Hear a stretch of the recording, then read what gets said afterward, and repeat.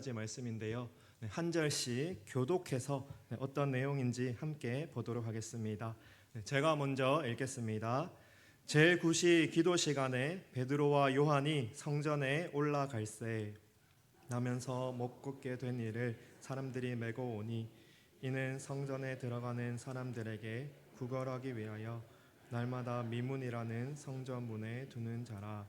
그가 베드로와 요한이 성전에 들어가려 함을 보고 구걸하거늘 베드로가 요한과 더불어 주목하여 이르되 우리를 보라 하니 그가 그들에게서 무엇을 얻을까 하여 바라보거늘 베드로가 이르되 은과 금은 내게 없거니와 내게 있는 이것을 내게 주노니 나사렛 예수 그리스도의 이름으로 일어나 걸으라 하고 오른손을 잡아 일으키니 발과 발목이 곧 힘을 얻고 뛰어서서 걸으며 그들과 함께 성전으로 들어가면서 걷기도 하고 뛰기도 하며 하나님을 찬송하니 모든 백성이 그 걷는 것과 하나님을 찬송함을 보고 그가 본래 성전 미문에 앉아 구걸하던 사람인 줄 알고 그에게 일어난 일로 인하여 심히 놀랍게 여기며 놀라니라. 아멘. 네. 여러분 또 오늘 또 이렇게 일부 예배 나오셔서 또 하나님 앞에 함께 예배 드릴 수 있는 것이 너무나 또 기쁘고 너무나 감사합니다. 네, 사도행전 3장은 우리 삶 속에서 예수님을 만나는 것이 얼마나 큰 복인지 알려주는 아주 대표적인 그런 본문입니다. 네, 이것을 다른 말로 하면 가장 귀한 선물이라고 할 수가 있습니다. 네, 오늘 본문에서도 이 귀한 선물을 받은 사람이 등장합니다. 선물을 먼저 받은 사람은 예수님의 제자였던 베드로와 요한입니다. 네, 베드로와 요한에 대해서 잠깐 설명을 드리자면 이들은 예수님을 아주 열심히 따라다녔던 예수님의 제자들이었습니다. 특별히 베드로는 성격적인 부분에서 성격이 급하고 또 고집이 있어 보였습니다. 네, 그러나 그 누구보다도 베드로는 예수님을 뜨겁게 사랑했습니다. 요한도 우레의 아들이라는 말을 예수님께 들을 정도로 성격이 급하고 또 한 성격하는 그런 사람이었습니다. 그러나 요한도 마찬가지로 예수님을 따르는 마음은 그 누구에게도 뒤지지 않았습니다. 그리고 또 베드로와 요한에게는 한 가지 공통점이 있는데요. 이들이 직업적인 측면에서 똑같이 어부의 일을 하다가 예수님을 만났고 또 예수님을 따라갔다는 것입니다. 그것도 자신이 했던 그 모든 것들 다 내려놓고 예수님을 따랐습니다. 예수님께 많은 것을 배우고 또 예수님이 하시는 놀라운 많은 일들을 경험하고 보았습니다. 그런데 이들에게도 신앙적인 위기가 있었습니다. 예수님이 십자가에 달려 돌아가시고 예수님이 그렇게 무덤에 계시고 할 때에 이들은 걱정하며 근심하며 우리가 앞으로는 어떻게 살아갈고 이렇게 고민을 했습니다. 하지만 이런 마음들을 예수님이 다 알고 계셨습니다. 그래서 이들에게도 예수님이 부활하신 몸으로 찾아오셨고 그리고 나중에는 사도행전에 나오지만 약속하신 것을 예수님의 제자들에게 보내주셨습니다. 그리고 또 이 예수님이 약속하신 선물에 대해서 사도행전 2장 38절 말씀은 이렇게 증언하고 있습니다. 네, 말씀을 한번 같이 읽도록 하겠습니다. 너희가 회개하여 각각 예수 그리스도의 이름으로 세례를 받고 죄 사함을 받으라. 그리하면 성령의 선물을 받으리니. 아멘. 네, 이 말씀은 예수님께서 제자들에게 예수님이 죽고 그렇게 하나님께로 올라간 뒤에도 걱정할 필요가 없고 두려워할 필요가 없다 하는 것을 실질적으로 나타내는 그런 말씀입니다. 예수님이 하나님과 함께 그렇게 이 세상을 떠나서 계신 것처럼 보이지만 여전히 예수님은 우리를 위해서 중보하고 계십니다. 그리고 예수님은 약속하신 성령님을 보내주셨는데요. 이 성령님을 통해서 우리는 항상 하나님을 생각할 수 있고 또 하나님 말씀을 깨닫고 이 세상에 휩쓸리지 않고 믿음으로 그렇게 살아갈 수가 있습니다. 네, 그래서 우리는 이 말씀, 특별히 사도행전 말씀을 읽을 때 이 성령님께서 어떻게 우리의 삶 가운데 역사하시고 어떻게 우리와 함께 하시는가 하는 이런 생각과 마음을 가지고 말씀을 읽어야 합니다. 네, 그리고 또 오늘 말씀에서 이렇게 성령님께서 행하시는 그런 놀라운 일들이 나타나고 있습니다. 하나님은 우리가 생각하지 못했던 방법, 우리가 상상하지 못했던 방법으로 우리를 구원하십니다. 네, 특별히 그것을 가장 잘 보여주는 예가 하나님께서 사랑하는 아들을, 하나밖에 없는 아들을 그 십자가에 내어 주셨다는 것입니다. 네, 이렇게 예수님을 십자가에 내어 주셔서 예수님도 그 하나님의 말씀에 따라서 십자가에 달려 죄가 없으신 예수님이 죽으셨고 그 죽으실 뿐만 아니라 부활하셨습니다. 네, 이것을 믿는 것이 유일한 구원의 길이고 유일한 구원의 방법입니다. 하나님께서 놀라운 방법으로 우리에게 구원의 길을 제시해 주셨습니다. 네, 오늘 본문에서도 마찬가지입니다. 베드로와 요한은 성전에 기도하러 올라가는 중이었습니다. 그때 그 성전의 미문이라는 곳에서 은과 금을 구하는 사람을 만났습니다. 그 사람이 구하는 것은 하루의 삶을 살아갈 수 있는 돈을 좀 달라고 하는 그런 것이었습니다. 하지만 사도들은 그에게 세상의 무엇과도 바꿀 수 없고 어떤 것보다도 귀하고 가치 있는 선물을 주었습니다. 이 선물에는 중요한 특징이 있습니다. 은과 금은 우리의 눈에 잘 보이고 누구나 갖고 싶어 하는 것입니다. 하지만 이 선물은 감추어지고 많은 사람들이 이 당시에 알지 못하는 그런 것이었습니다. 심지어 눈에 잘 보이는 것도 아니었습니다. 그렇지만 이 선물을 받은 사람은 이 세상에서 어떤 누구도 누릴 수 없었던 것을 누리고 큰 감사와 기쁨을 얻었습니다. 사랑하는 여러분, 만약 이런 선물이 있다면 우리도 구해야 하지 않겠습니까? 이 세상에서 많은 사람들이 행복을 찾습니다. 그래서 행복을 얻기 위해서 열심히 노력합니다. 학생들은 열심히 공부를 해서 좋은 그런 대학교에 가서 또 그런 자신의 진로를 열고 자신의 그런 꿈과 비전을 펼쳐보고자 열심히 최선을 다합니다. 그리고 일을 하시거나 사업을 하시는 분들도 나름대로의 목표를 가지고 열심히 나의 어떤 그런 성취와 또 우리 사랑하는 가족들을 위해서 열심히 노력하고 애를 씁니다. 반면에 어떤 사람들은 이렇게 생각합니다. 나에게 이런 것만 없으면 행복하겠다 하는 사람들이 있습니다. 가난이나 질병, 관계의 문제를 가지고 있을 때 이 문제만 해결되면 참 좋겠다고 생각하고 또 하나님께 그렇게 기도하며 나아갑니다. 네, 오늘 본문에 나오는 사람도 마찬가지입니다. 오늘 본문에 나타나는 사람의 특징이 2절에 나오는데요. 이 사람은 나면서부터 못 걷는 자였다고 성경이 알려주고 있습니다. 네, 구체적인 이유는 잘 모르겠지만 어쨌든 이 사람의 상태는 몸의 건강이 100% 완전하지 않아서 정상적으로 일을 할 수가 없고 또 사회생활을 할 수 없는 그런 상황이었습니다. 네, 그리고 또 이 당시의 상황은 대부분 농경 시대였기 때문에 몸이 건강하지 않으면 일을 하는 것이 참 어려웠던 그런 상황이었습니다. 네, 그렇지만 이 사람은 그럼에도 불구하고 나름대로 먹고 살고자 방법을 찾았습니다.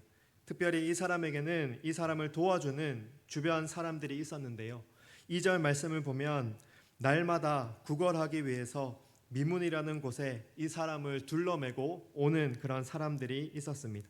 이 사람은 그것이 내가 살 수 있는 그런 유일한 길으로 생각하고 먹고 살기 위해서 날마다 똑같은 자리에 앉아서 성전을 드나드는 사람들을 향해서 나를 좀 불쌍히 여겨달라고 내가 좀 살아갈 수 있도록 나를 좀 도와달라고 그렇게 요청을 했습니다. 네, 그런데 이런 삶을 살아가고 있었던 이 사람에게 베드로와 요한이 나타났습니다. 베드로와 요한을 보고서도 이 사람은 다른 사람과 동일하게 베드로와 요한이 어떤 사람인지도 알지 못하고 나에게 한 푼만 주십시오, 나를 좀 도와주십시오 이렇게 요청을 하고 있습니다. 그러나 하나님은 이 베드로와 요한을 통해서 다른 사람들이 주지 못하고 다른 사람들이 알지 못하는 그런 놀라운 선물을 주었습니다. 그리고 그 선물로 인해서 이 사람은 놀라운 그런 삶의 변화가 일어났습니다. 이 사람이 받았던 두 가지 중요한 선물이 있는데요. 그것이 무엇일지 한번 살펴보도록 하겠습니다. 먼저 첫 번째로 베드로는 이 사람에게 예수 그리스도의 이름을 선물로 주었습니다. 우리 같이 한번 따라해 보도록 하겠습니다. 예수 그리스도의 이름을 선물로 주셨습니다. 아멘. 오늘 본문에서는 저마다 다양한 이유로 성전에 오는 사람들이 있었습니다. 일반적인 경우에 이 구약의 유대인들은 성전에 제사하기 위해서 혹은 하나님께 기도하기 위해서 그렇게 성전에 왔습니다. 때로는 유대 명절을 지키기 위해서 성전에 갈 때도 있었습니다. 오늘 말씀에서 베드로와 요한은 기도하러 성전에 올라갔다, 이렇게 성경이 알려주고 있습니다. 성전에 가서 기도하면 하나님께 더욱더 집중할 수가 있고 또 그 과정 속에서 하나님을 만나고 또 하나님이 그것을 기뻐하신다는 그런 믿음이 있었기 때문입니다. 그런데 오늘 본문에 등장하는 한 사람은 다른 목적으로 성전에 왔습니다. 그 성전에 드나드는 많은 사람들에게 나의 그런 불쌍한 모습을 보여주고 또 나의 이 처지를 알려서 나의 필요를 채워달라고 요청하고 또 그것을 통해서 먹고 사는 길을 마련하려고 이 사람이 성전에 앉아 있습니다. 어떻게 보면 너무나 당연한 모습이지만 또 다른 한편으로는 너무나 안타까운 모습으로 그렇게 성전의 미문 앞에 앉아 있는 것입니다. 그러던 어느 날이었습니다. 다른 날과 같이 이 사람이 지나가는 사람들에게 한 푼만 주십시오, 이렇게 하고 있었습니다. 하지만 어떤 남자 두 명이 와서 이 사람을 주목하고 있습니다. 4절 말씀을 보니까 베드로가 요한과 더불어 주목하여 이르되 우리를 보라, 이렇게 이야기를 하고 있습니다. 이 사람 입장에서는 우리를 보라 이렇게 이야기하니까 무엇인가 마음속에 기대가 생기고 또 소망이 생겼을 수가 있습니다. 다른 사람들은 그냥 이 사람을 무시하고 지나가거나 아니면 굉장히 내게 있는 것 중에서 이거 한 푼 가지고 그냥 너 알아서 해라 하는 식으로 그렇게 동전을 땡그랑 하고 가는 사람들이 대부분이었습니다. 하지만 베드로와 요한은 지금 이 사람에게 조금 특별한 그런 관심을 보이고 있습니다. 그러자 이 사람은 이게 무슨 일이지? 이 사람들이 나에게 무엇을 해줄 수 있을까 생각하면서 베드로와 요한을 주목하고 쳐다봤습니다. 그랬더니 이들은 이렇게 이야기하고 있습니다. 6절 말씀입니다. 6절 말씀, 이것도 한번 같이 읽어보도록 하겠습니다. 베드로가 이르되 은과 금은 내게 없거니와 내게 있는 이것을 내게 주노니 나사렛 예수 그리스도의 이름으로 일어나 걸으라 하고. 아멘. 처음에 이 말을 듣는 이 사람은 베드로와 요한의 말이 무슨 말인지 몰라서 어리둥절했을 것입니다. 하지만 베드로와 요한은 분명히 이 말씀을 통해서 살아계신 예수 그리스도를 전했습니다. 가장 귀한 선물이신 예수님을 통해서 이 사람에게 진정한 그런 필요를 채워주고 또 이 사람이 또 새로운 삶을 살아갈 수 있도록 길을 열어준 것입니다. 이 사람에게 이런 예수님의 이름이 선포된 것은 너무나 놀라운 일이었습니다. 그리고 또 이것은 너무나 아름다운 복음 이야기입니다. 복음이란 좋은 소식이라는 뜻을 가집니다. 사실 이 사람은 오늘 하루 먹고 살아갈 그 양식을 달라고 베드로에게 요한에게 그렇게 구했습니다. 하지만 베드로와 요한은 너무나 솔직하면서도 너무나 대담하게 이 사람에게 필요한 것을 선포하고 또 선언하였습니다. 그것은 바로 예수 그리스도의 이름이었습니다. 이 사람의 궁극적인 문제가 뭐였습니까? 건강이 날 때부터 그렇게 걷지 못하는 그런 상황이 되어서 세상 속에서 힘들고 어려운 삶을 살아왔습니다. 하지만 우리 예수님은 어떤 분이십니까? 우리의 모든 아픔을 아시는 분이십니다. 우리의 모든 문제를 아시고 그것을 능히 해결해 주시는 이름이 바로 예수 그리스도의 이름입니다. 그래서 베드로와 요한은 자신이 아는 이 예수님의 이름을 담대하게 선포했습니다. 예수님의 이름으로 일어나라고 그렇게 선포를 했던 것입니다. 은과 금은 아니었지만 은과 금보다도 더 귀한 예수 그리스도의 이름을 전했을 때 이 사람은 그 다리에 힘을 얻고 또 일어나서 걷게 되는 그런 놀라운 역사가 나타났습니다. 네, 사랑하는 여러분, 예수님의 이름 앞에 우리의 모든 문제와 어려움을 해결하는 그런 능력이 있고 그런 답이 있습니다. 네, 이 믿음을 가지고 오늘도 예수님을 사모하며 예수님께 더욱더 가까이 나아가는 우리 모두가 다 되기를 기대하고 소망합니다. 네, 그러면 이 예수님을 만난 이 사람의 삶은 어떻게 달라졌을까요? 네, 예수님을 통해서 받은 가장 귀한 선물 두 번째가 있습니다. 네, 이전과는 다른 삶을 선물로 주셨다는 것입니다. 네, 이것도 한번 같이 따라해 보도록 하겠습니다. 네, 이전과는 다른 삶을 선물로 주셨습니다. 아멘. 네, 오늘 말씀을 보면 성전 미문에 앉아 구걸하는 이 사람의 인생이, 이 사람의 모습이 7절을 기점으로 바뀌고 있습니다. 7절을 보면 베드로가 이 사람의 오른손을 잡고 일으켜 세웠습니다. 그랬더니 발과 발목이 곧 힘을 얻었습니다. 앞에서 베드로가 선포했던 예수님의 이름으로 이런 놀라운 치유와 회복의 역사가 나타났던 것입니다. 이 사람은 분명히 느꼈습니다. 여러분, 우리 몸에 어떤 힘이 들어오는 것을 우리 스스로가 느낄 수 있지 않습니까? 이 사람도 자기의 그런 발에 힘이 없어서 일어나지도 못하는 그런 상태였는데 이 베드로가 자기를 일으켜 주니까 또 자기 발에 뭔가 이전과 달랐던 그런 힘이 들어오니까 담대하게 힘을 얻고 또 한번 이렇게 걸어 보았습니다. 그랬더니 이전에는 한 발자국도 뗄 수 없었는데 잘 걸을 수가 있고 또 심지어 한번 뛰어 보니까 뛸 수도 있는 그런 상태가 되었습니다. 하나님께서 역사하셔서 이런 놀라운 일이 일어난 것입니다. 네, 그랬더니 이런 회복을 얻은 이 사람이 어떻게 반응을 하고 어떻게 행동을 하고 있습니까?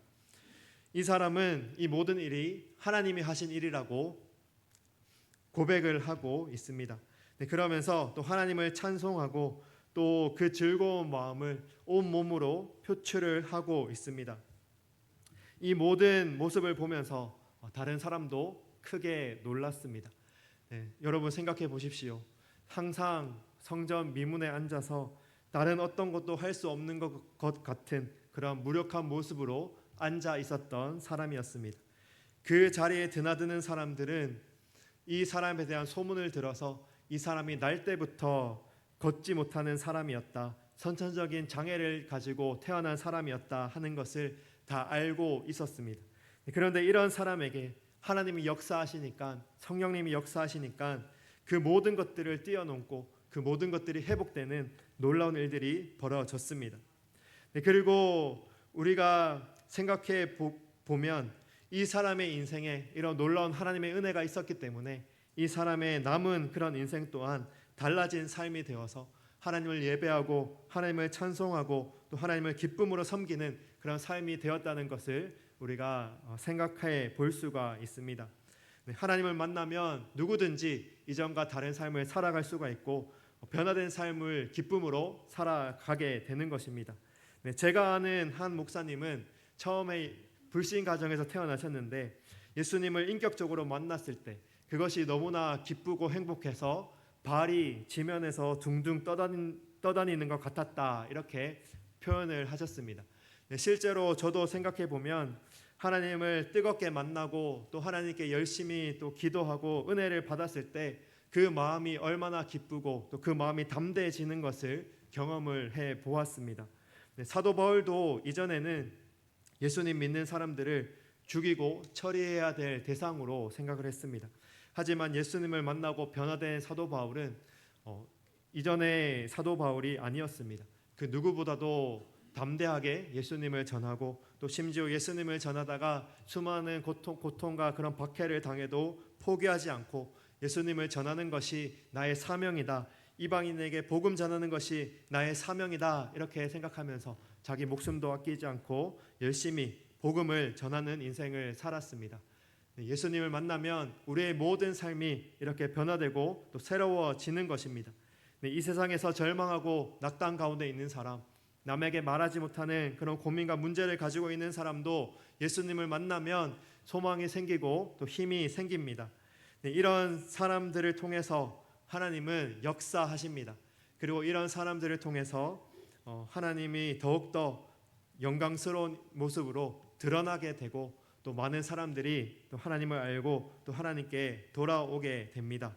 이것이 우리를 먼저 불러주시고 또 우리를 하나님의 자녀로 삼아주신 하나님의 목적입니다. 하나님 앞에서 은혜를 받고 또 하나님 앞에서 새로워진 우리의 삶을 기뻐하면서 또 그 삶에 대해서 감사하면서 또 더욱더 귀하고 담대한 복음의 증인으로 살아가는 우리 모두가 다 되기를 주님의 이름으로 축복합니다. 이제 말씀을 정리하도록 하겠습니다. 오늘 우리는 가장 귀한 선물이라는 제목으로 우리에게 은혜 베풀어 주시는 하나님을 생각해 보았습니다. 오늘 본문에서 성전 미문에 앉아서 구걸하던 이 사람은 세상적으로 봤을 때 소망이 없고 미래가 없어 보이는 그런 사람이었습니다. 그는 그저 이전에 하던 대로 성전 미문에 앉아서 베드로와 요한에게 오늘을 살아갈 수 있는 그런 은과 금을 달라고 구했습니다. 하지만 베드로와 요한은 이 사람을 주목하고 담대하게 예수 그리스도의 이름을 선물로 주었습니다. 그리고 그 예수 그리스도의 이름으로 이 사람이 낫고 또 새로운 인생을 살아갈 수 있는 기회를 얻었습니다. 우리도 마찬가지입니다. 우리의 인생 가운데 예수님을 만나야 합니다. 우리의 인생 가운데 예수님을 만나면 우리의 모든 문제와 어려움도 하나님께서 대신 져주시고 하나님께서 우리의 삶을 가장 평안한 길로 가장 복된 길로 인도하여 주십니다. 이 믿음과 확신을 가지고 또 오늘 하루도 이 주일을 하나님과 동행하며 믿음으로 살아가는 우리 모든 대일교회 성도님들 다 되시기를 주님의 이름으로 축복합니다.